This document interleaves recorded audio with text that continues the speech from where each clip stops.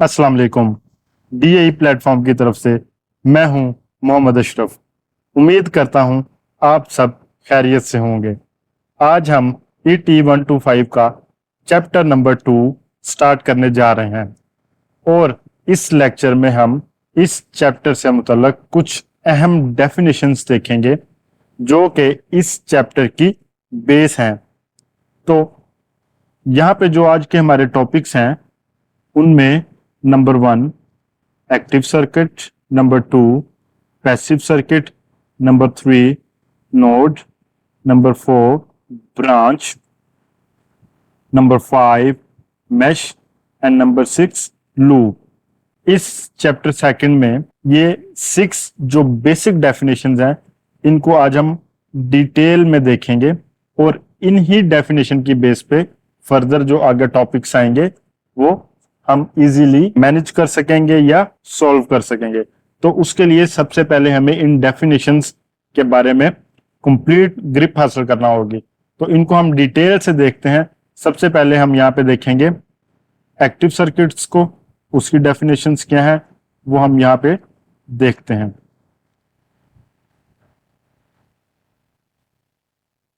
तो यहाँ पे मैं एक्टिव सर्किट की सबसे पहले डेफिनेशन लिखता हूं। It is a circuit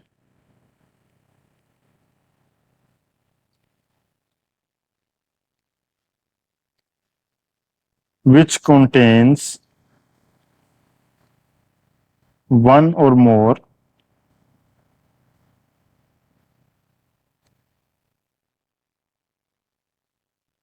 than one source of EMF।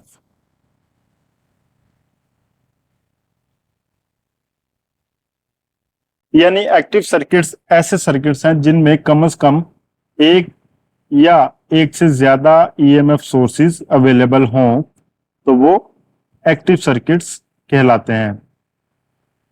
तो ये एक्टिव सर्किट की एक डेफिनेशन है और इसकी ये जो शर्त है कि एक्टिव सर्किट में EMF सोर्स होना लाजमी है, तब जाके वो एक्टिव सर्किट होगा। इसी तरह एक्टिव सर्किट से रिलेटेड जो एक्टिव कंपोनेंट्स हैं उनमें SCR, ट्रांजिस्टर्स और डायोड वगैरह होते हैं। तो इनको भी ऑपरेट करने के लिए कोई एक्टिव सोर्स चाहिए होता है, तब जाके ये सर्किट्स या ये जो एलिमेंट्स हैं ये एक्टिव होंगे। तो आपने जस्ट एक्टिव सर्किट के मुतालिक जहन में ये रखना कि इसमें कोई EMF सोर्स लाजमी होगा। इसी तरह एक्टिव कंपोनेंट्स के मुतालिक आपने जो जहन में चीज रखनी है उसके लिए यह है कि इनको ऑन करने के लिए हमारे पास बैरूनी सोर्स या बैरूनी सप्लाई का होना लाजमी है। सेकंड हम देखते हैं जी पैसिव सर्किट्स को।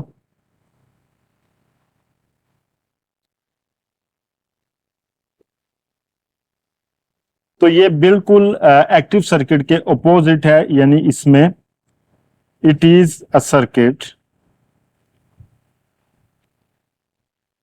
which contains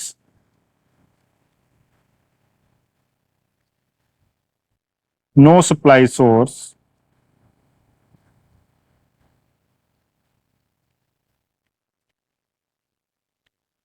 और EMF। यानी इसमें ना ही कोई सप्लाई सोर्स होगा और ना ही EMF होगी। यानी ये ऐसे सर्किट्स हैं जो किसी बैरूनी सोर्स या EMF सोर्स के बगैर ही ऑपरेट होते हैं या हो जाते हैं। तो इसी तरह हम कुछ पैसिव एलिमेंट्स को देख लेते हैं। इनमें number 1 capacitor,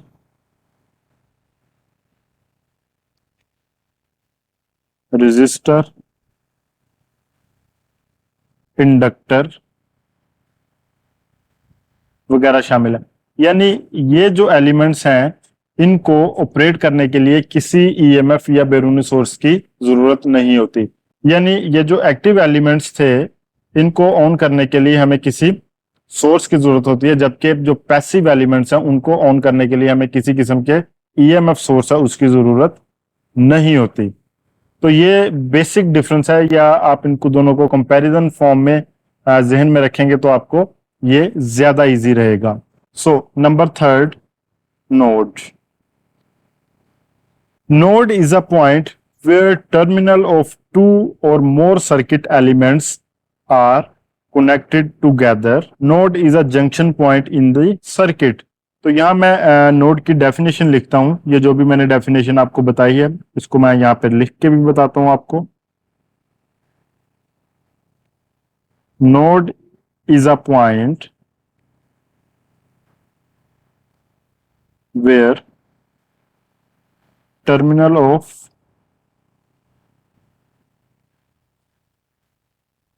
two or more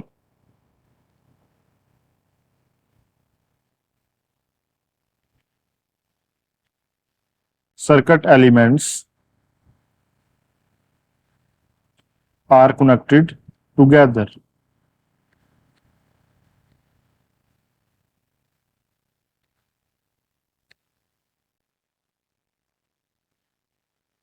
Node is a junction point in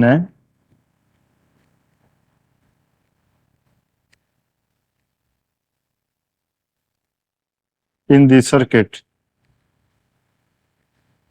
तो नोड को समझने के लिए मैं यहाँ पे एक डायग्राम ड्रॉ करता हूँ। ये जो मैंने ऊपर आपको डेफिनेशन बताई है, इस डेफिनेशन के मुताबिक कोई भी दो एलिमेंट्स जो आपस में कनेक्ट कर रहे हैं वो हमारा नोड कहलाता है। तो ये एक नोड बन रहा है सर्किट में, दूसरा नोड सर्किट में ये बन रहा है। ये दोनों पॉइंट्स क्योंकि यहाँ पे दरमियान में एलिमेंट नहीं है तो ये दोनों एक ही नोड कहलाएंगे। इसी तरह ये नोड कहलाएगा, ये नोड कहलाएगा और ये पॉइंट नोड कहलाएगा। तो इस सर्किट में मैंने 6 नोड्स डिनोट किए हैं। तो इलेक्ट्रिकल सर्किट में नोड वो पॉइंट है या जंक्शन है जहां दो या दो से ज्यादा एलिमेंट्स इकट्ठे हों। यानी यहाँ पे एक एलिमेंट ये R1 है और दूसरा एलिमेंट ये वोल्टेज सोर्स है। तो ये दो एलिमेंट्स यहाँ पे कनेक्ट हो रहे हैं तो इसको हम नोड बोलेंगे। इसी तरह ये करंट सोर्स और ये रेजिस्टर यहाँ पे कनेक्ट हो रहे हैं और ये रेजिस्टर यहाँ पे कनेक्ट हो रहा है। तो ये तीनों इस एक पॉइंट पे कनेक्ट हो रहे हैं तो यहाँ पे ये हमारा नोड कहलाएगा। इसी तरह ये जो करंट सोर्स है, ये रेजिस्टर यहाँ पे कनेक्ट हो रहा है तो ये हमारा ये नोड कहलाएगा और इसी तरह ये भी नोड कहलाएंगे। तो अगर इस सर्किट को मैं एक शॉर्ट फॉर्म में ड्रॉ करूं तो आपको ज्यादा आइडिया हो जाएगा। ये वोल्टेज सोर्स है हमारा, ये R1 रजिस्टर है, इस पॉइंट पे हमारा करंट सोर्स भी कनेक्टेड है। तो करंट सोर्स को हम इस तरह ड्रॉ कर लेते हैं। अब इस पॉइंट पे दो रेजिस्टेंसेस हमारी कनेक्ट हैं, एक रेजिस्टेंस ये कनेक्ट है और दूसरी रेजिस्टेंस ये कनेक्ट है।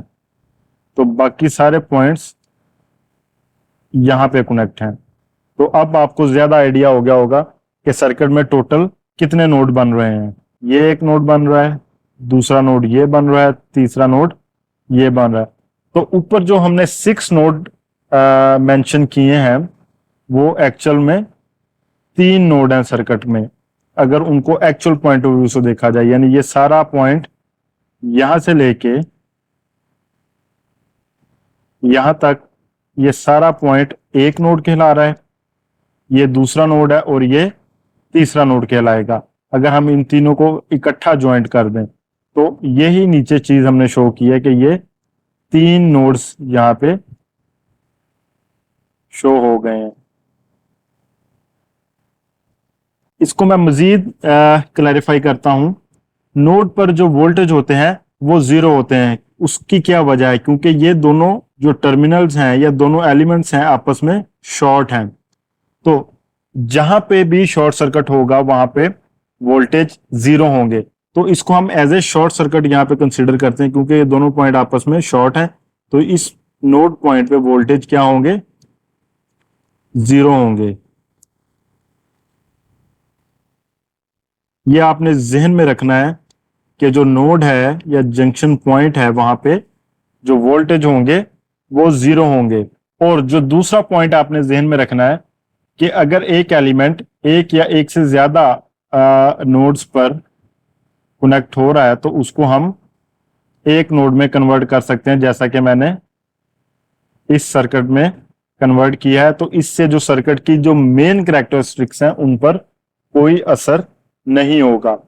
तो उम्मीद कर रहा हूं कि आपको नोड अच्छी तरह समझ आ गया होगा। अगर मजीद आपको नोड के बारे में कोई कंफ्यूजन है तो आप नीचे कमेंट बॉक्स में कमेंट करके अपनी जो कंफ्यूजन है या जो अपना क्वेश्चन है वो आप पूछ सकते हैं। तो इंशाल्लाह हम आपको वहां पे रिप्लाई करेंगे और आपकी जो कंफ्यूजन है उसको भी हम दूर करेंगे। नोड को मैं एक बार फिर रिपीट करता हूं कि सर्किट के जो दो या दो से ज्यादा एलिमेंट जिस पॉइंट पर आपस में इकट्ठे होते हैं या जुड़ते हैं वो नोड कहलाता है और नोड पर हमेशा वोल्टेज 0 होंगे। नेक्स्ट हम देखते हैं ब्रांच को। तो नंबर 4 पर है जी हमारा ब्रांच। सबसे पहले यहाँ पे हम ब्रांच की डेफिनेशन लिखते हैं, फिर हम इसको डायग्राम की मदद से ब्रांच को भी एक्सप्लेन करते हैं। Branches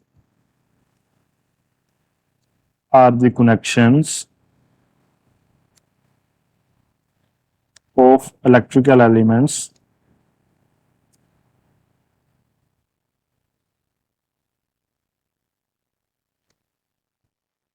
such as resistors, capacitor, source between nodes. The number of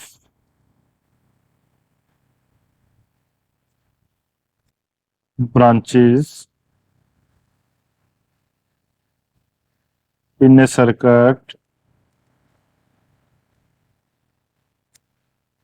is equal to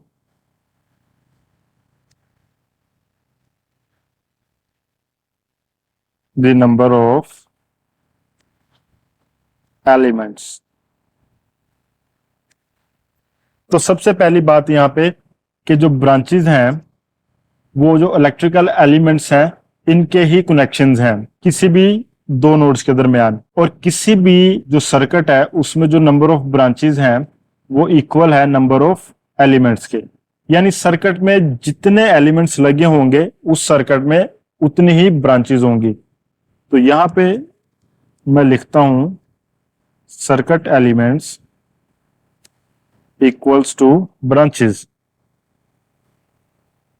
यानी सर्किट में जितने एलिमेंट्स होंगे उतनी ही सर्किट में ब्रांचेस होंगी। इसको मैं एक डायग्राम की मदद से आपको वाजे करता हूं। तो सर्किट एलिमेंट्स सबसे पहले कौन कौन से होंगे? कोई वोल्टेज सोर्स हो सकता है, कोई बैटरी सोर्स हो सकता है, कोई अल्टरनेटिंग करंट सोर्स हो सकता है,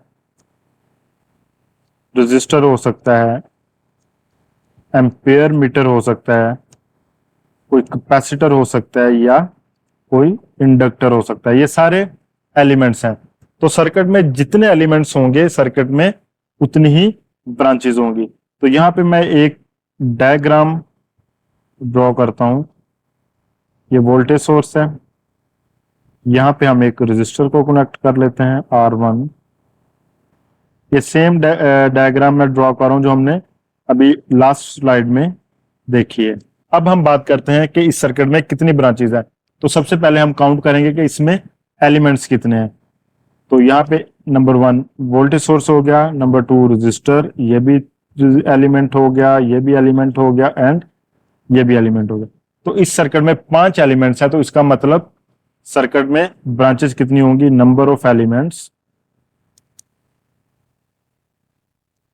equals 5 and number of branches equals 5। तो ये एक ब्रांच हो गई, एक ब्रांच ये हो गई, एक ब्रांच ये है, एक ब्रांच ये है और एक ब्रांच ये है। आपने ये देखना है कि एलिमेंट को हमेशा हम दो नोड्स के दरमियान कनेक्ट करते हैं, तो ये नोड्स होंगे। ब्रांचेस को कैलकुलेट करने के लिए जो आपने फार्मूला ज़हन में रखना है, आपने जस्ट सर्किट में एलिमेंट्स को काउंट करना है, उतनी ही आपकी ब्रांचेस होंगी। Number 5 mash.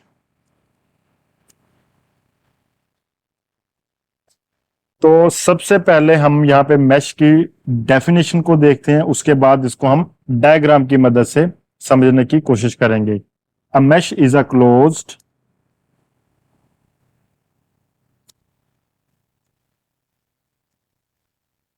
path in the circuit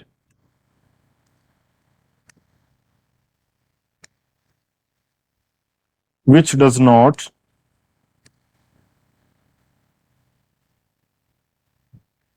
contain any other closed path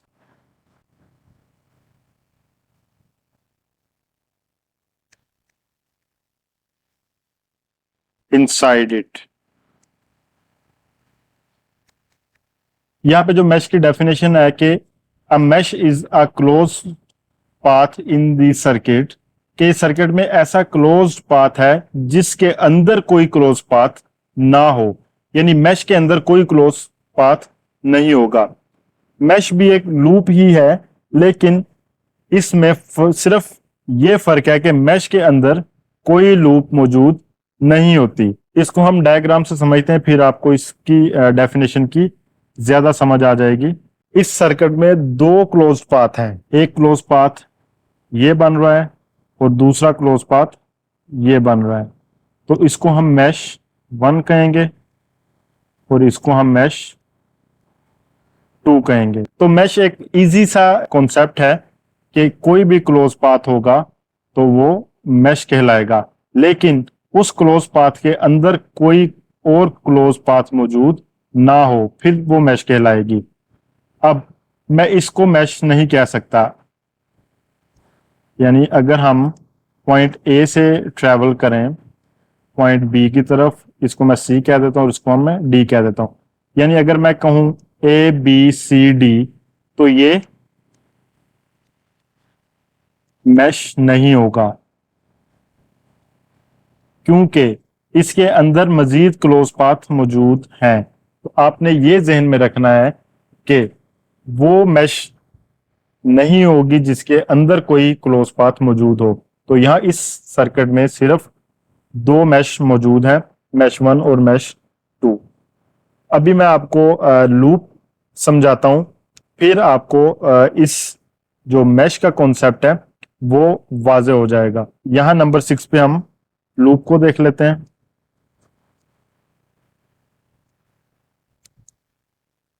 इसको हम यहाँ पे कंपेयर करेंगे।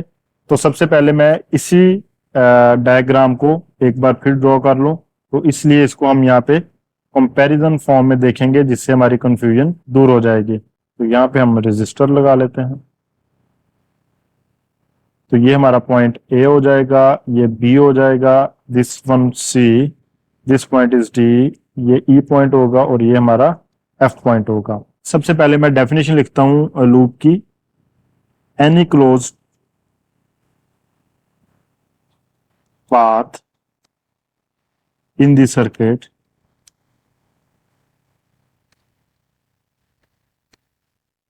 is called a loop। तो ये छोटी सी डेफिनेशन है कि सर्किट में कोई भी क्लोज पाथ है। अब यहां पे कोई कंडीशन नहीं है, जिस तरह मैश में कंडीशन थी कि मैश भी एक क्लोज्ड पाथ ही है, लेकिन उसमें कंडीशन क्या थी कि उस क्लोज पाथ के अंदर दूसरा कोई क्लोज पाथ मौजूद ना हो, does not contain any closed path inside it. Loop क्या है? लूप में कोई कंडीशन नहीं है, लूप में जितने भी क्लोज्ड पाथ होंगे वो सारे लूप कहलाएंगे। सबसे पहले मैं यहाँ पे लूप लिखता हूं, फिर मैं जो लूप की एक यहाँ पे कंडीशन है उसको मैं फिर बाद में एक्सप्लेन करूंगा। सबसे पहले लूप 1 को देखते हैं, A B E F A, यानी लूप की कंडीशन क्या होती है कि जिस नोड पॉइंट से हमने चलना है उसी नोड पॉइंट पे हमने एंड करना है। तो हमने ए से अगर हमने स्टार्ट किया है, ए से हम बी पर गए, बी से हम ई पर आए, ई से हम एफ पर गए, एफ से हम दोबारा ए पर आए, यानी उसी नोड पॉइंट पे हमने एंड किया जहां से हमने स्टार्ट किया था। तो अब हम लूप 2 को देखते हैं। लूप की ये कंडीशन है कि जिस नोड पॉइंट से आपने स्टार्ट करना है उसी नोड पॉइंट पर आपने एंड करना है। लेकिन इसमें जो एक ट्रिक है या जो एक पॉइंट है या जो एक शर्त है कि आपने एक नोड को 2 बार क्रॉस नहीं करना। अब मैं यहाँ पे आपको बताता हूं कि हमने नोड ए से स्टार्ट किया था, नोड बी पर गए, बी से हम नोड ई पर आए, नोड ई से हम नोड एफ पर गए और नोड एफ से हम दोबारा नोड ए पर आकर हमने अपना जो पाथ है वो क्लोज कर लिया या खत्म कर दिया। लेकिन हमने किसी भी नोड को 2 बार क्रॉस नहीं किया। तो ये लूप की एक मेन शर्त है या मेन पॉइंट है। अब लूप 2 को देखते हैं हम। लूप 2 क्या बनती है? लूप 2 बनती है बी सी, यानी अब हम बी नोड से स्टार्ट कर रहे हैं तो हमने बी नोड पर ही एंड करना है। बी से स्टार्ट किया, सी पर आए, सी से डी पर गए एंड डी से हम ई पर गए और ई से दोबारा बी पर आए। तो क्या लूप बनी हमारी? B C D E and B. अब इसमें भी हमने कोई 2 नोड क्रॉस नहीं किए, इसमें भी कोई 2 नोड क्रॉस नहीं किए, तो ये दोनों वैलिड लूप्स हैं।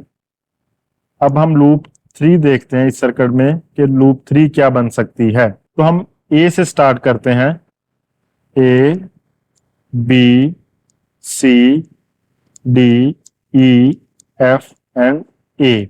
अब मैंने यहां से स्टार्ट किया था ए से बी, बी से सी, सी से डी, डी से ई, ई से एफ और एफ से दोबारा ए पर। लेकिन हमने कोई भी नोड को 2 बार क्रॉस नहीं किया, तो ये भी हमारी वैलिड लूप होगी। अब एक लूप इस सर्किट में और हम बना सकते हैं, उसको मैं लूप 4 का नेम देता हूं और उसको देखते हैं कि ये लूप वैलिड है या नहीं। अगर मैं ए से स्टार्ट करता हूं, ए बी सी डी ई और दोबारा बी पर आकर ए की तरफ जाऊं, तो ये जो बी नोड है इसको मैं 2 बार क्रॉस कर रहा हूं, तो ये लूप वैलिड नहीं होगी, यानी ये लूप नहीं कहलाएगी। यानी मैं इसको लिख के आपको बताता हूं, A B C D E B A.